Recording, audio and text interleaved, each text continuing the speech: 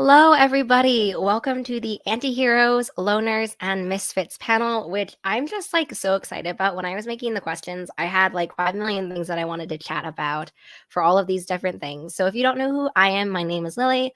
I am the face, I guess, behind Utopia State of Mind on the internet. And I'm going to have our panelists introduce themselves. And also, if you have any questions, please leave them in the chat, and I will hopefully remember to go back up to them at the end. So, Rebecca, do you want to start? Yes. Hello, everybody. My name is Rebecca Thorne. I am a cozy fantasy writer who also writes thrillers. And then today we're going to be talking about this book, The Day Death Stopped, which was actually a surprise release that not a lot of people know about, but I dropped back in October. Yeah. So I'm excited to talk about anti-heroes. I think that this book fits really well in regards to the anti-hero mindset. I have a lot of anti-heroes in a lot of my books, but I think that this one is the best fit for this. So yeah, excited to kind of go forth and say hello. My name is Hannah Porter. I'm really happy to be here with you all today. I'm here talking about my new book, which is The Thick and the Lean. If you're in the UK, this is what the cover over there is like. I am a person who stutters, so just so you know, if you hear me say things a few times, there's nothing wrong with your audio. It's just how I talk.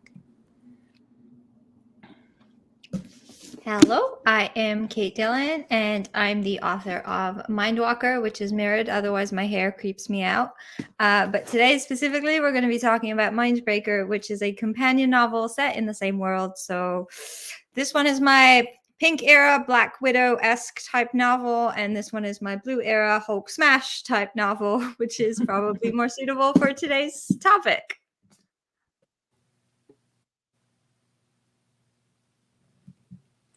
Have to learn how to take myself off mute. Hi, technology is hard. I'm Christy Gardner, and I'm a sci-fi, fantasy, and horror author. I write queer characters who adventure through space, time, and emotional maelstroms, questioning what home and identity really mean. My first book came out last year. It's The Stars in Their Eyes. And the second book, which is the one we're talking about today, The Darkest Stars, this is book 2, and it came out this year, a couple months ago. And it's about a woman who travels across the stars to save a dying Earth and herself, and things go horribly, horribly wrong. Anti-heroes are my happy place, and I'm super psyched to be here with all of you. Thanks for having me. Hi, everyone. My name is Serena Dolan. I'm a sci-fi fantasy writer based in California. And my first book was Reset, that blue one right there. It came out in May of 2021. It's set in a speculative future world where memories are erased in the name of peace every 4 years. And the story centers on a couple whose memories have been erased, and they're trying to find each other. And Preset, which is actually what we're going to be focusing on today, came out this year, May of this year, and it's the prequel to that. And it's based on relationship of these two characters who created the world. So we get to learn why they felt, or one character in particular felt that it was necessary for people's memories to be erased every 4 years. Perfect. I just wanted to start off with a really basic question, which is, what do you think of as an anti-hero, loner, or misfit, I guess? And also, what label do you think best describes your main character, right? Like, if your main character was asked to describe themselves, what would they say? I had to Google it this morning because I was like, oh yeah, no, I know what an anti-hero is. And then I was thinking about it today having coffee, and I was like, do I know what an anti-hero is? And apparently the Google definition, in case anyone's curious, is that they're doing the right things for like morally questionable reasons. So like they end up doing the greater good, but like poorly, I guess. So I think that my character, like, she's not a loner, she's not a misfit. I would say that Claire Bishop, my book focuses on in a world where witches exist on Earth, there are supposed to be one witch that has like actual magic, and then everybody else has like stupid magic. And the one witch that has actual magic rules the world. And in this book, 2 of those witches are born, and they have to basically wrestle between the 2 about who gets to take power. And they chose one to be the one to take power, Osric, and then Claire is the other one who should have had it, but was told all her life that she was not a good fit because she's too selfish. So I think that definitely she's an anti-hero in that method, because she tends to try to do the right things, but for very bad, selfish reasons. So So the Mindwalker world actually has one of each. Well, no, not one of each. There's only 2 books, but it's got an anti-hero. So Mindwalker, the main character of that book, Syl, she's very much an anti-hero in that she really does think she's doing the right thing. But is mind control that great, actually, is the question in the first book. Because that is basically her power. She's got a supercomputer in her brain, and it allows her to take over other people's minds, which, you know, sounds horrifying, but she really does think it's for the best reasons. Whereas in Mindbreaker, Indra, the main character there, so Indra is from a very different side of the world, where Syl was born into tech. Indra was born into a religious anti-tech cult that exists on the fringe of the society that is basically ruled by tech, and she does not believe in tech. But she is very much a misfit because she also potentially doesn't quite believe in the God that she is being raised to believe in. So she doesn't quite fit in the tech world, but she also doesn't quite fit in the religious cult world. So she's... Oh, and then she's forcibly turned into a robot against her will. So that kind of creates a little bit of drama. And the book is really all about her exploring her identity, what it means to be human, and what it means to not be the thing you were brought up to be.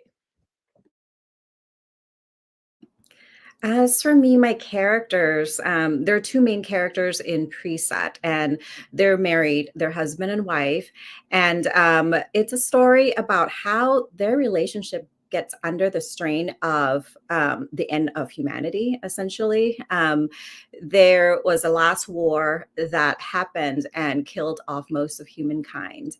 And the people in this area are called the 4 cities, which was built as a kind of like a model city that is self-sustainable, and it's a sort of like what happens to people when the weight of having to save the world and saving the last of humanity is all right on your shoulder. So one of the main characters, Eli, he's kind of like a Steve Jobs type, where he built this beautiful 4 cities in order to pretty much try to get people to live more greenly. And he found himself, you know, being responsible for all of these people. And he's kind of, because of the war and of the world and all the horrible things that happened, he kind of learned to distrust humanity. And because of that, his decisions were very fear-based. He very much believed that all of his decisions were made for the good of all. And he did save humanity. A lot of his decisions did help extend the life of people. But one of his beliefs was that memories, which is the seed of all that he believes is bad, the seed of prejudice, the seed of racism, the seed of hate, needed to be erased. And the other character, his wife, Eleanor, she's a scientist. And she very much, you know, believed in everything that he wanted to do from the get-go at the beginning. But more and more as he kind of escalates in his darkness, she starts to question. And so it's becomes this kind of complex dynamic between Eli, who I believe is the anti-hero, and Eleanor, who is more of a loner, in trying to kind of, you know, like, can you love someone and yet despise them at the same time?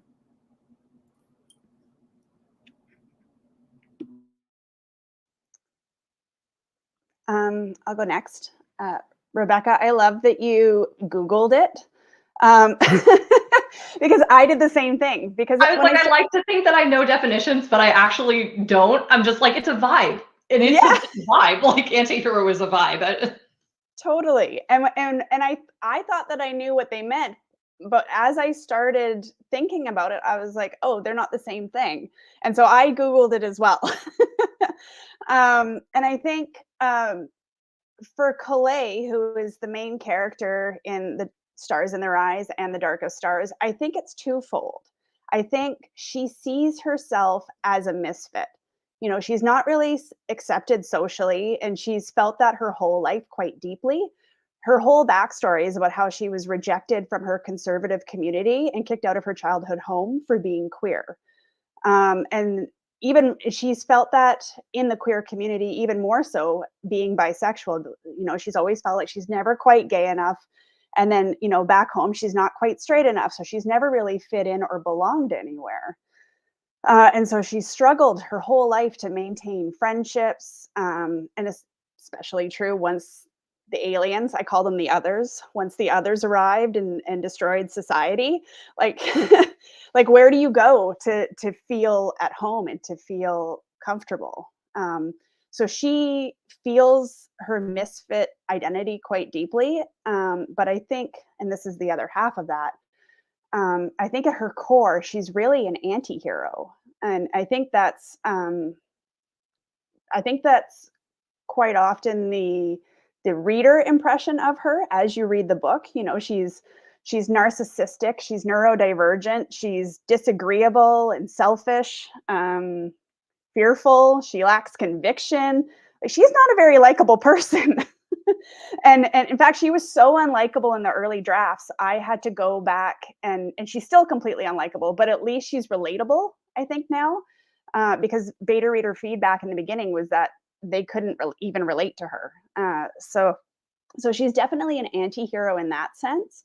And the only thing that she's sure of, you know, sort of her guiding moral compass, is the woman that she's loved for as long as she can remember, her girlfriend Tess. And now that everything is, I don't know, can we curse on here today? Can we do that? Yeah, okay. Now that everything's fucked, she doesn't, and the aliens have decimated Earth, you know, and everything that she loves, it's really sort of skewed her moral compass. It's not centered around bravery or courage or any kind of fundamental belief, though she does deeply yearn to belong and to believe in humanity and to believe in love. Um, but her moral compass is definitely various shades of gray. And we see that evolve through book one in The Stars in Their Eyes and book two, and how that shifts and how she's at odds with society and herself. So I think that ultimately, as you make your way through the story, I think that ultimately makes her a better person. But whether or not it makes her a better hero, I don't know. Okay, so I have three braided plots.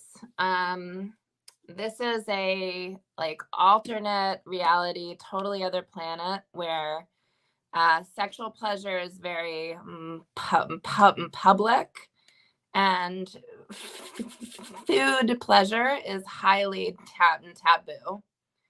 So our like first start is in a very religious kind of fringy cult, and there's a girl there that knows that she wants to like cook amazing things and feed them to people, and she doesn't know like what that would be or what that would look like. So she leaves her place in society to go find a like underground restaurant. And to me, she's kind of like the most clear moral character. She like sees that something about what she's been taught like does not fit in her soul, and then she like goes to find a true home. There's another character who's from kind of the lower, like stratified city. And she's been given a tech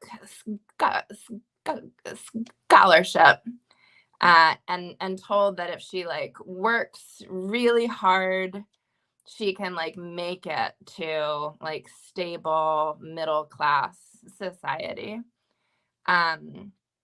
And part of the way through her college, she like realizes that this is kind of a grift, that they want to saddle her with a lot of debt, that she'll be put against kids that have a lot of money and that are coming from just places where they have a lot of support.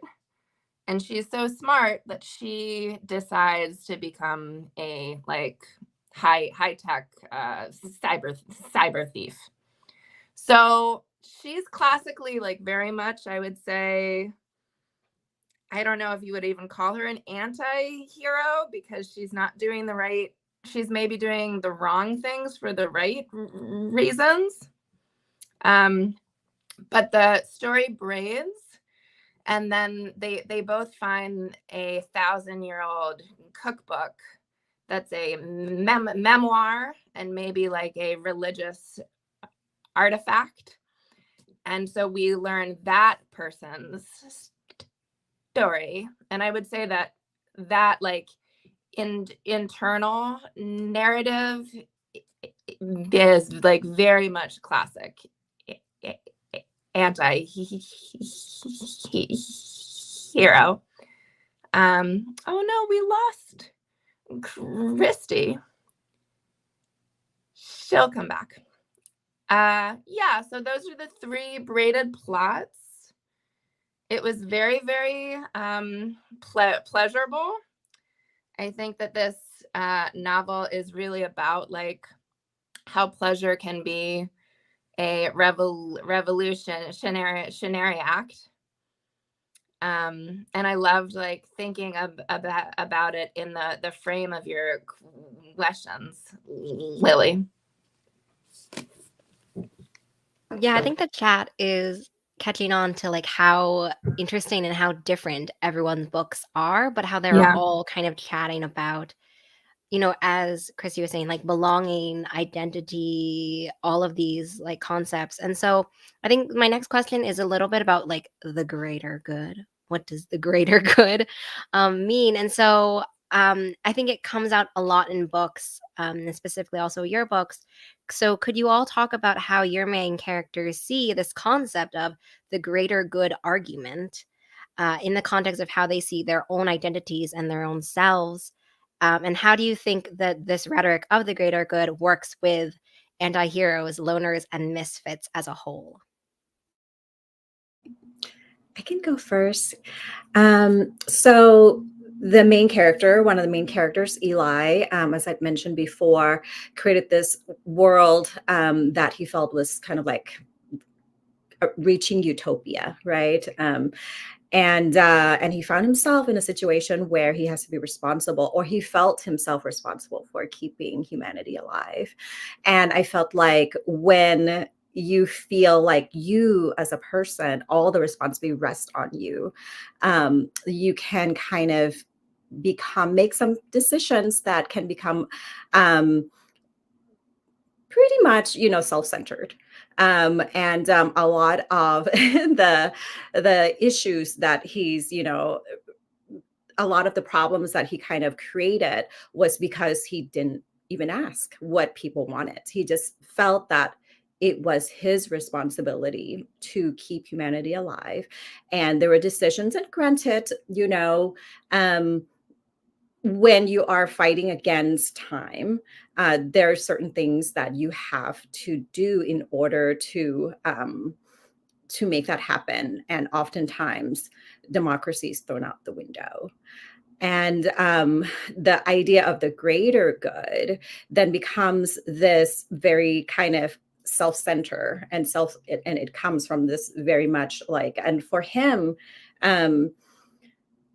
the way he viewed humanity isn't individuals. He viewed it almost like as a group of people, almost kind of like the way one would view like historic humans in a way.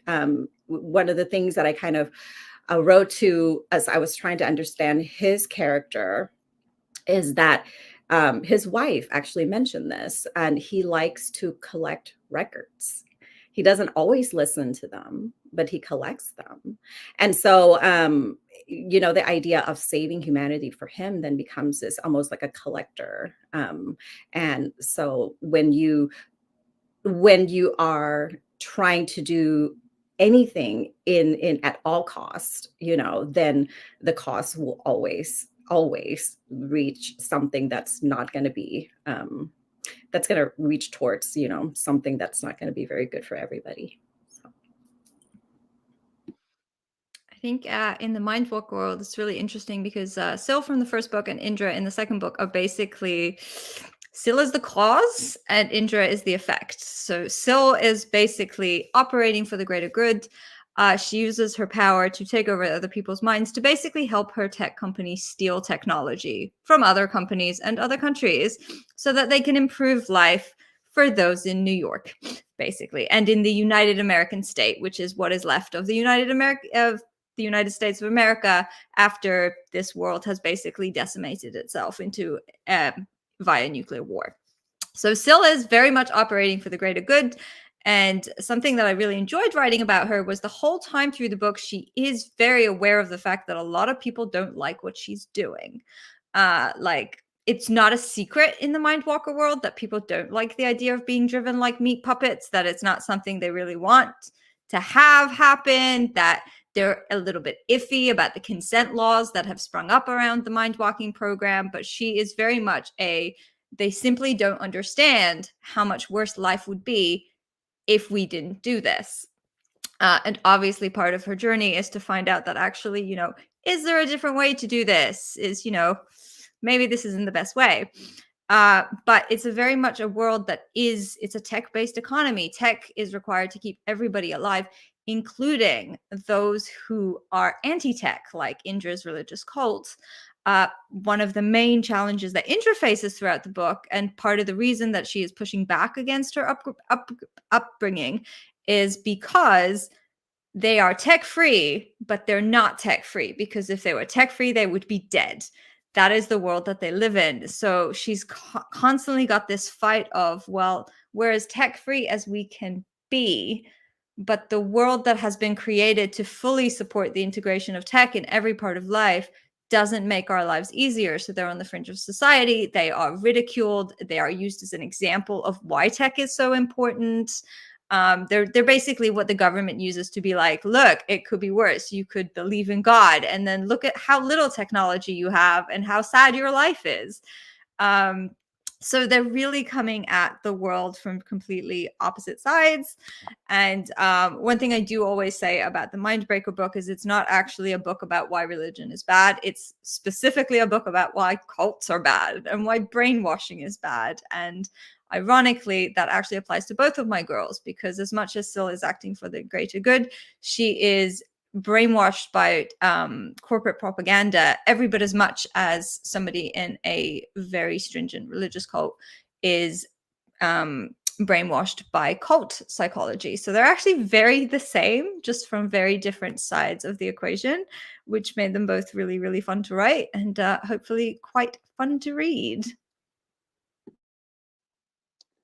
It is fun to read, Kate. I'm literally, not to make you uncomfortable, I'm literally reading it right now. It's really good. Oh, thank you. Yeah. So in The Darkest Stars, I kind of approach the idea of the greater good by asking one question, and this sort of consumes Calais through the story: is, are more lives worth more than a single one? Or in her case, is the greater good more important, or is self-preservation? And when I was thinking about this, when I was writing the book, I kind of thought about, like the classic trolley problem, where there's a question about intentions and underlying morals. So for people who aren't familiar with it, really brief recap is basically a train is hurtling down the track at a group of people, and you're in the position to either divert the train to another track where it would only kill one person, or you can leave it to have it kill the whole group. And for Calais, that comes down to a question of like she's sort of the one person. Does she divert the train and cause herself damage, or does she save what turns out to be planet Earth and everybody on it? In The Darkest Stars, she has this false belief. This is sort of different from the first book, and this is part of her evolution.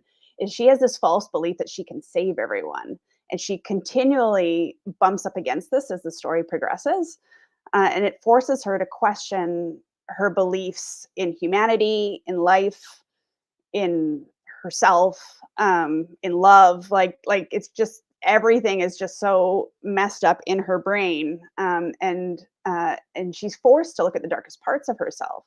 The bit she fears or she dislikes most, which really are what fundamentally make her that that misfit and that anti-hero that she identifies with so much. And she ultimately has to make an unthinkable choice, several actually, which reshapes everything she knows about the world, the universe, herself, society. Yeah, so I think for her, the idea of the greater good is almost, at least in this book, almost juxtaposition to her own survival, if that makes sense.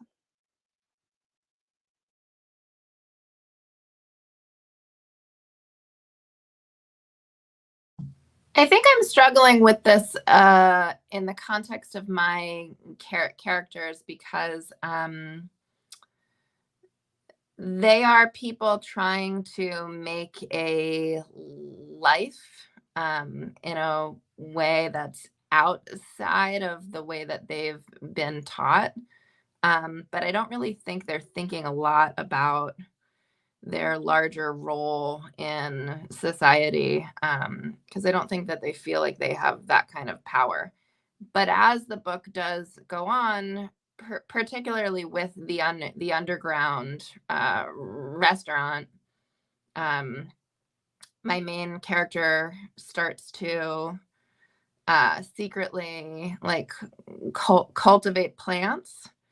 So it's about like, can a life that's kind of quiet have a real moral backbone that changes the way that other people that come in contact with your quietly revolutionary life, does that change the people around you? So they're not involved in politics or policy or government. It's really a book about like women trying to live in a authentic way outside of prescribed like morals. The woman who ends up stealing things, I don't think she's thinking about the greater good at all. Her choice later is more like she gets so good at being a grifter that she wakes up one day and just is like, oh, I'm just a member of the upper class.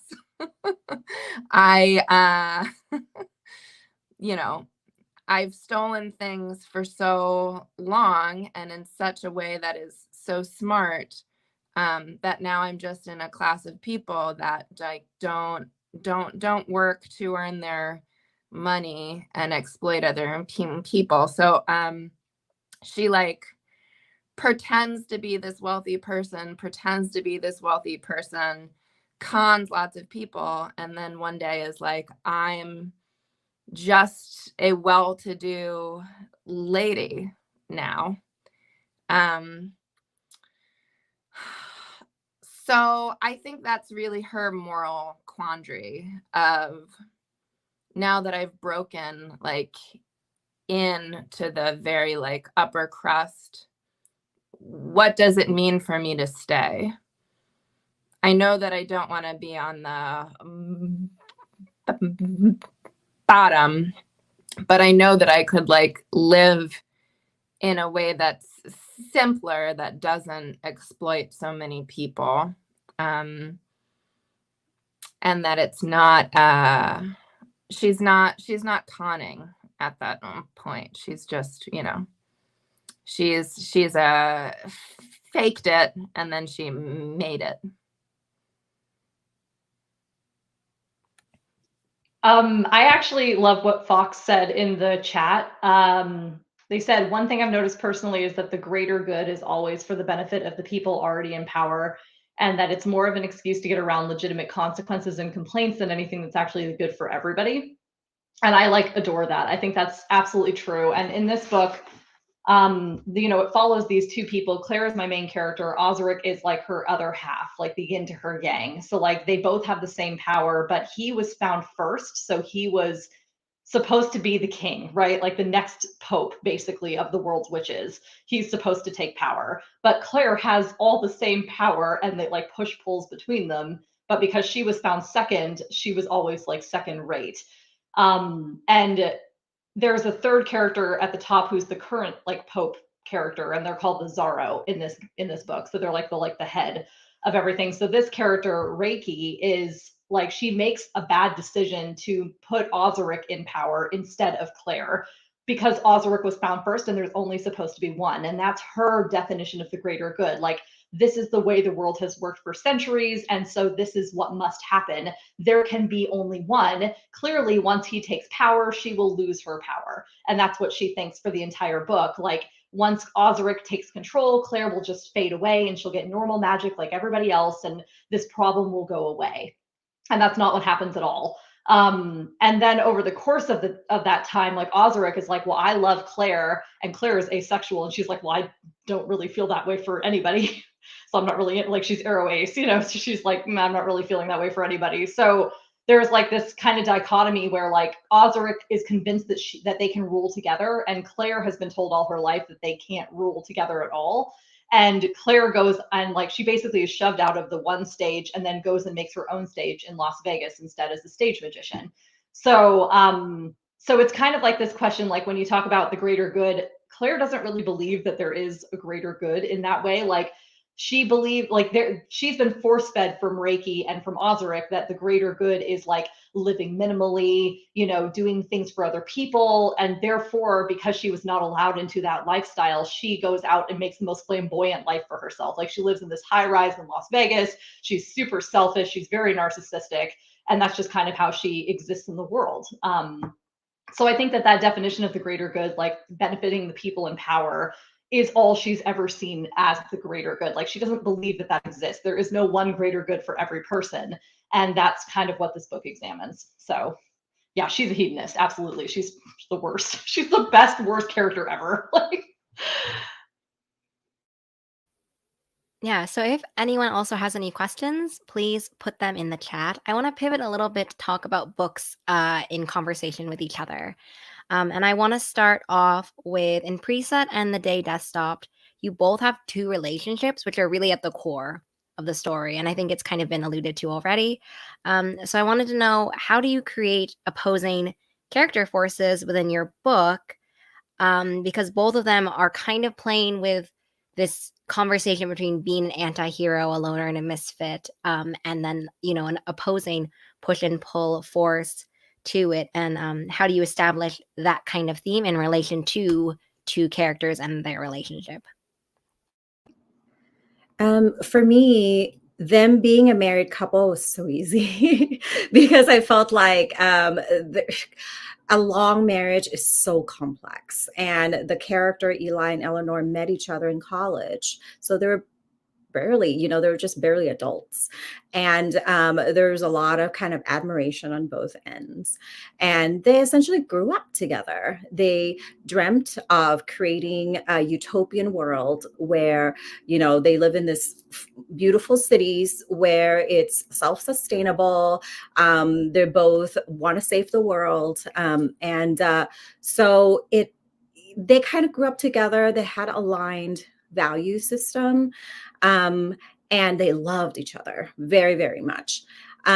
So the things that change ultimately was the world change, in which there was this huge war and they found themselves essentially, almost extinct and responsible for the loss of humanity, which weren't very many across the 4 cities.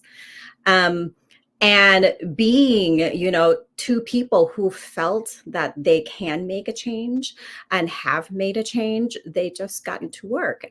But the value systems change over time because as I was trying to figure out the characters and their complex relationship, is that when one person, felt like they lost trust in humanity, I felt like it becomes like they themselves lose their humanity, and over time that is the thing that pull them apart, because then you kind of like, you look at like the decisions they've had to make is one is, they're kind of don't have any crops and people were starving, so they started making plants that, they start making changes to the plants. Great, that's what's saving humanity. And then you start making it the next decision and the next decision, and then it keeps escalating. And so to me, it wasn't the two people who changed, it was the world that changed them.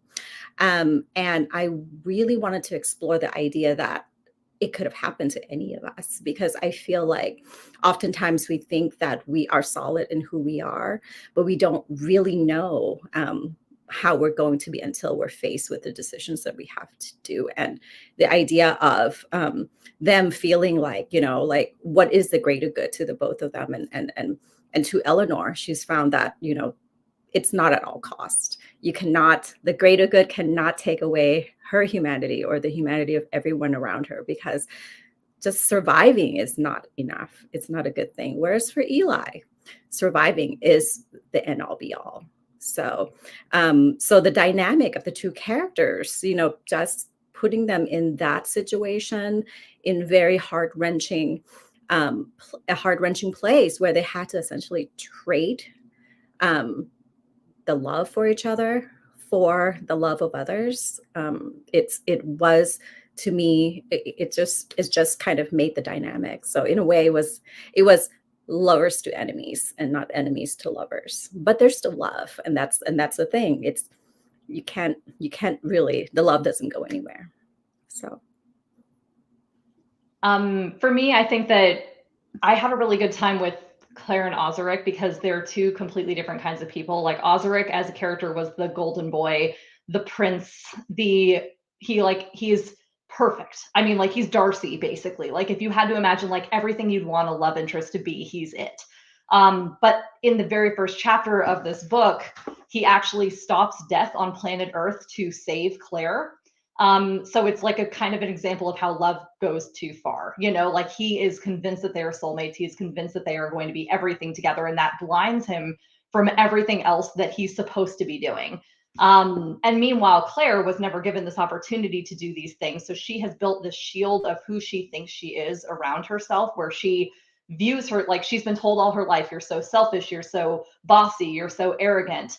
And she's like, okay, then I'm going to be all of those things. So she goes in and she takes control of the Las Vegas stage, and she is charismatic to the point of being arrogant. And she has no question that she's going to get everything she wants in her life, except the one thing that she always secretly wanted, but was never allowed to have, which is that power that she's supposed to have. So in my book, it's kind of a question of like, when Osric has every opportunity to do the good thing and doesn't, and Claire has no opportunity to do the good thing and still does. How does that relate, and who's the better person in that way? So that dichotomy between the two of them is constantly in play. There's multiple instances where Osric is supposed to step up and comfort the world's witches after Reiki, the head girl, dies. And he doesn't. And then Claire has to step in, because she's helping Osric, but really he's trying to save her in a bad way. And it's this really interesting kind of differing of opinion, I guess. So I think that in that way, getting into Osric's head and getting into Claire's head was very necessary for the narrative of that story, because without being able to see why Osric was doing the things that he was doing, it would seem extreme. You know, like when he stops death in chapter 1, that seems extreme. But then when you get to know who he is as a character, you're like, oh, like he actually truly like thought that that was the greater good. He really did think that stopping all death would preserve all relationships across the world. You know, like if no one dies, no one has to grieve. So, and that just makes sense for him. So it's interesting. I like anti-heroes and how they can play off of each other, and how they're differing morals, like two sides of the same coin, I think is very interesting. So Yeah, and I think also at varying points you're like, wait, who is the anti-hero again? Like what's the well, dynamic and there? that's what I had so much fun with in this book. Like when you talk about anti-heroes, I don't really view any of them as heroes or villains. They're just people making bad decisions consistently. Like they are all the villain and they are all the hero at some point in that story. And that's kind of what I wanted to question. Like instead of just having one person be labeled as the main character, the protagonist, the hero, what happens when you have a whole cast of characters who are all making absolutely shit decisions?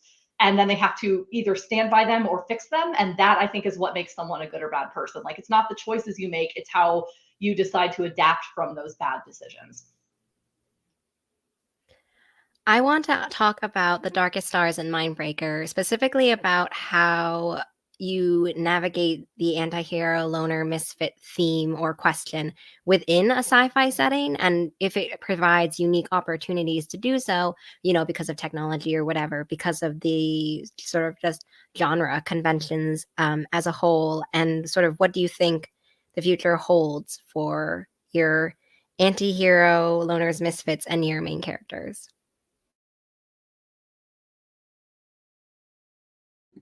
All right, I shall start us off.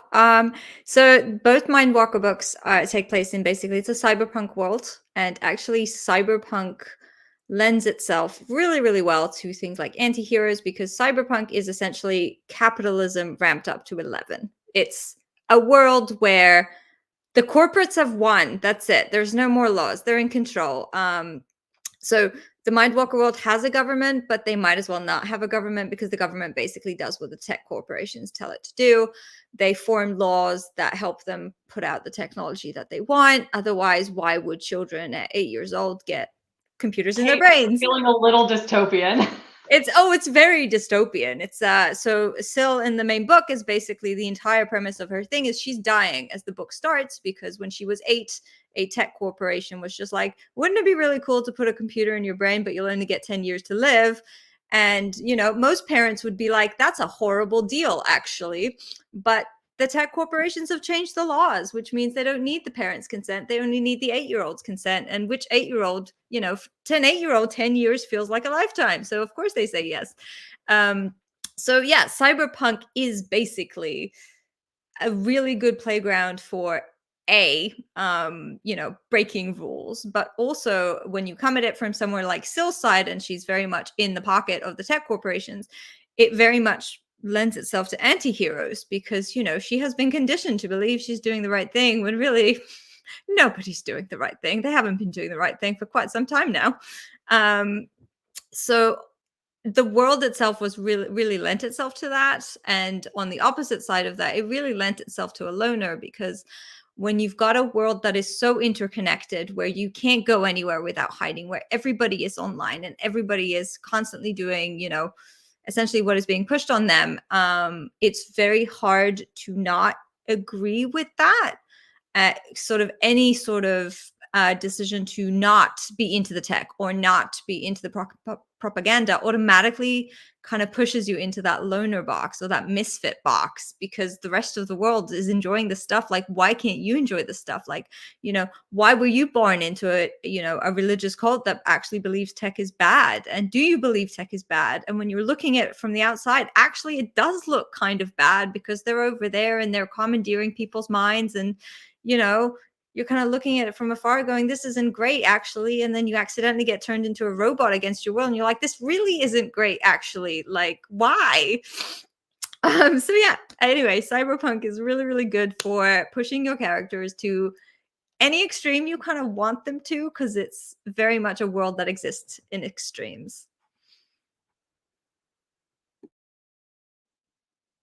Yeah, I love that, because I in the darkest stars, it is a very extreme world as well. And I use that to push boundaries for Calais in the story itself, but also for the narrative in general. Like, I think sci-fi is great for I think it can be really empowering, and I think for me it's the perfect genre to tell truths that otherwise might be too dark or too scary to explore for most people. And not that most people read sci-fi, but but for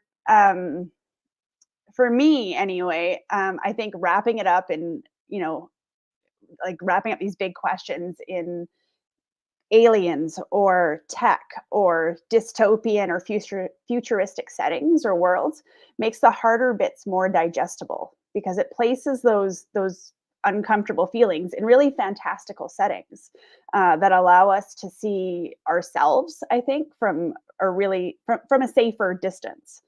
I think for Calais and her identity as and a loner, and a misfit, and an anti-hero, and for her in the alien apocalypse, I know personally for me, it's allowed me to explore the darker or less shiny parts of humanity, but also of my own journey. And I've been pretty public in the past about Calais' healing journey, mirroring my own.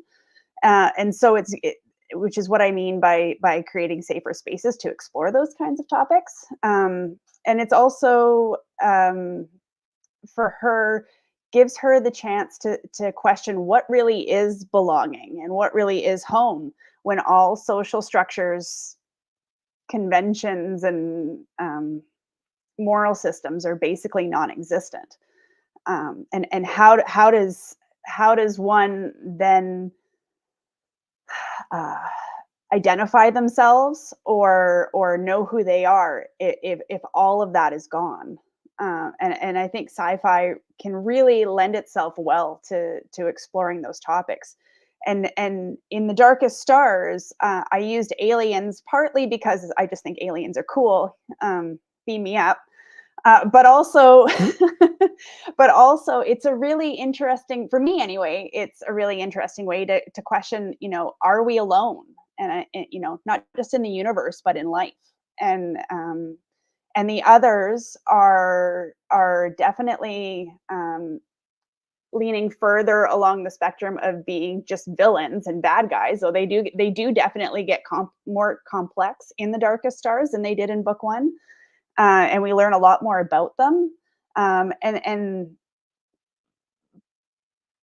I think it's just it's a mechanism to explore the various facets of our experience that otherwise we tend to hide from, and wrap up in pretty bows, and not that I have anything against pretty bows, but that's just sort of the way that I look at sci-fi, and the way that I've explored, the ALM identity within sci-fi in my books.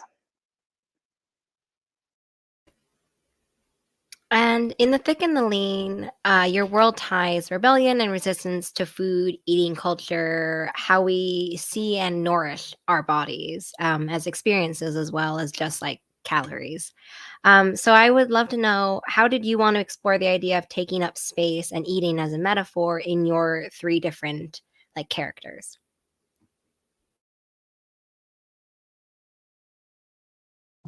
I love that question. Basically, when I started this project, I thought that I was making kind of a pithy short story. I had the thought to do like a taboo flip, which I feel like is pretty common in sci-fi, you know, sex, fine, food, bad is the broad strokes. And I can see that there's a version of this book that I hope is not mine, which is kind of like a bad Twilight Zone episode. But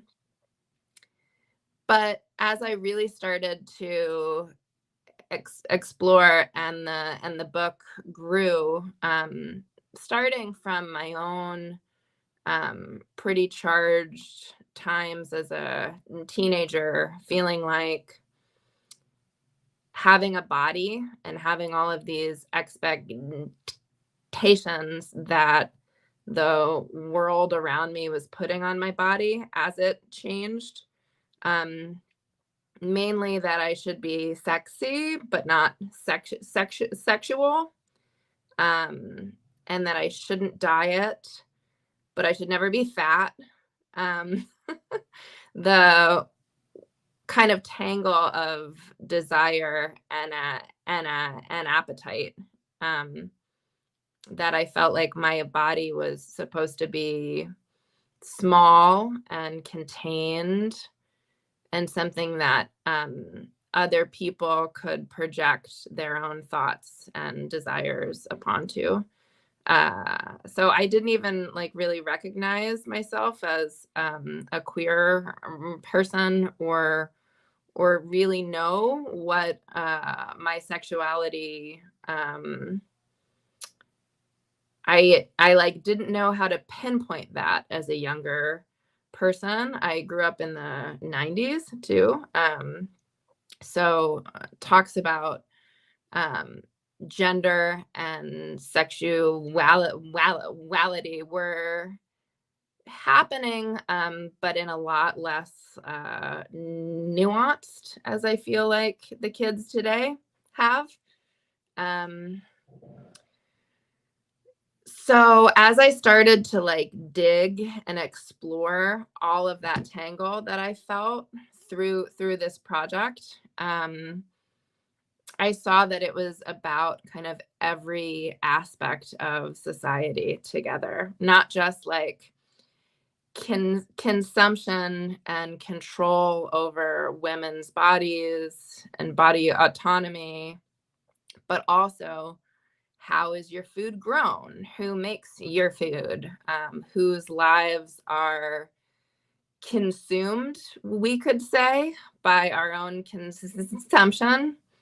And then when I started to like really get into learning about big agriculture, I had to tone some of the things that like Monsanto does down because they seemed too far-fetched and extreme in my like fictional dystopian novel. I was like, well, no one will believe that there are kind of like Monsanto Gestapo people that come and knock on farmers' doors in the middle of the night and threaten them. But that's actually true. That like happens in our reality now. So it became about land and food and power and nourishment. And what does it mean to like have companies that want us to cut off our own relationship to like land knowledge, ancestral knowledge of our own bodies and nourishment, so that they can basically sell us more stuff. Yeah, it was a real what I thought was going to be like a short project, I feel like is probably going to be a 3-book project when I'm all said and done. I think like how we nourish and feed ourselves, the like twining of exploitation of like migrant farmers. There's some sort of connection between that very stark, very real oppression and me as a teenager in the suburbs being told that the world would be better if I was hungry at all times. If I was thinner, it would be better, which I think is partially a tool of like social control. Yeah, lots of stuff. Thank you for the question, Jen. Yeah, as I said in the chat, I took an eating culture literature course in college. And so when I read your book, I was like, oh God, I just need to ask this question. I want to try to squeeze one question in from the chat before we sign off for the night, day, night, whatever day, whatever time it is for you. And it is, did you intend for your character or your main character to be an anti-hero, or did it just kind of happen? I don't intend anything ever. I wish I did. I would love to be intentional. I would love to plot and sit down and know what I'm doing. And that has never happened for me. I've come as close as I think I will ever get to that with the new book that I've been drafting, because I had to draft it fast, and it still required me to just sit there and be chaos and cry. So yeah, no. But it's really nice when my brain makes it work out somehow magically, even though I have no idea what I'm doing ever. I definitely intended Claire to be everything that she was. And then she just developed into so much more. I knew that she was going to be charismatic, but I think it's very interesting to look at the line between charisma and manipulation. Like if you've ever met a narcissist in real life, like the line is so very fine. So I always intended to kind of explore what would happen when you had someone who's like you can fake it until you make it, but at what point does that cross over into not being a good person? And I always wanted to explore that kind of line with her. Like she's so charismatic that she's had a hold on my brain for like 10 years now. And I knew that when she would get on page finally in the story, it would be everything I wanted and more. Yeah, Claire is the definition of fabulous and fabulously selfish. And you don't really know if she's a good or bad character. And I personally think she's kind of a dick, but like in the best, most exuberant way. That actually reminds me, when I handed in my last book, my editor was just like, your character is a dick, actually. And, I was just like, yeah, yeah. Those are the best characters, I think. I enjoyed them a lot.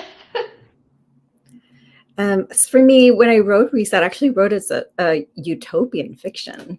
The world itself is based on the song Imagine. Everyone in that world has a house. They're assigned a house. They're assigned a job.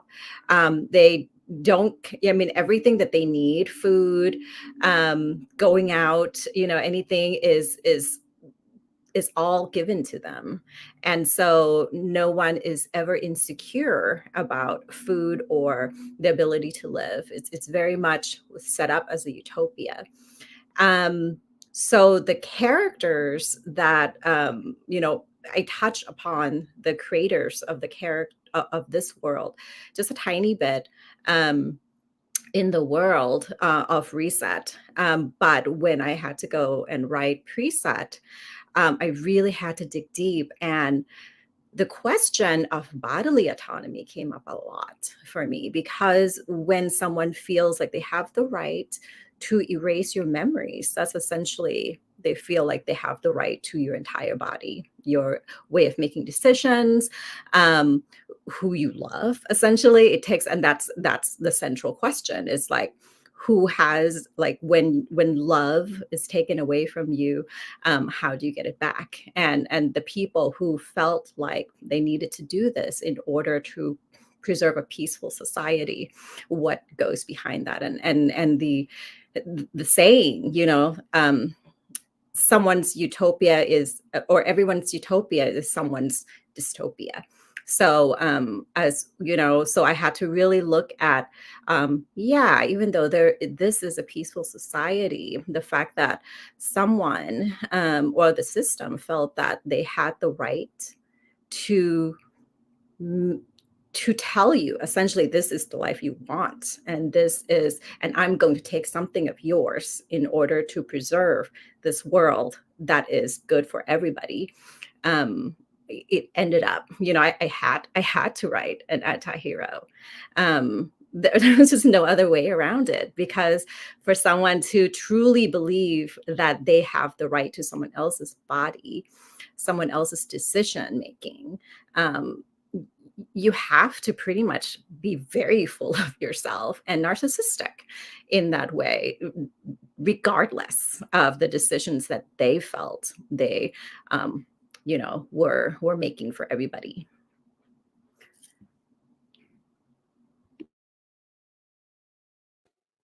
Yeah, so for me, I am a plotter and a planner, and I do a lot of character development. And y'all that don't do that stress me out hard. But everybody has their process. And I think that when I first got the idea for The Stars in Their Eyes and The Darkest Stars, which came obviously second, um, I I didn't know at first that Calais was going to be an anti-hero. It wasn't until I started plotting the book and doing her character development and actually writing that I realized that she was going to be somebody. And honestly, I didn't even know when I wrote the first draft that she was an anti-hero. I didn't know she was unlikable. I didn't know that she had this fucked up moral compass. I didn't, like, says a lot about my mental state at the time when I wrote her. And it makes me question, what people's impressions of me were. But yeah, so for me, I didn't know. It just sort of happened, but it's been a fun thing to play with as the story has evolved, and to see her grow, which is pretty cool.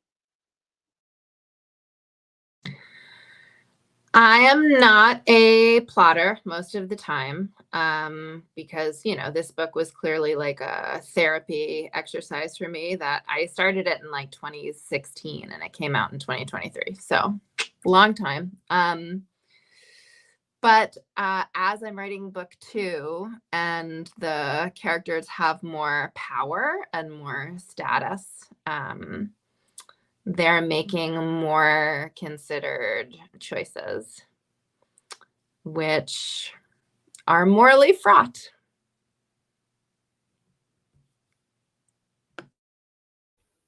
Well, please definitely check out everybody's books. I've left everyone's books description, not book description, sorry, everyone's book links in the description box below. So definitely go pick them up. I hope that you all have been as excited as I was reading them. Yes, yeah. Pick the books up. The information is in the description box below.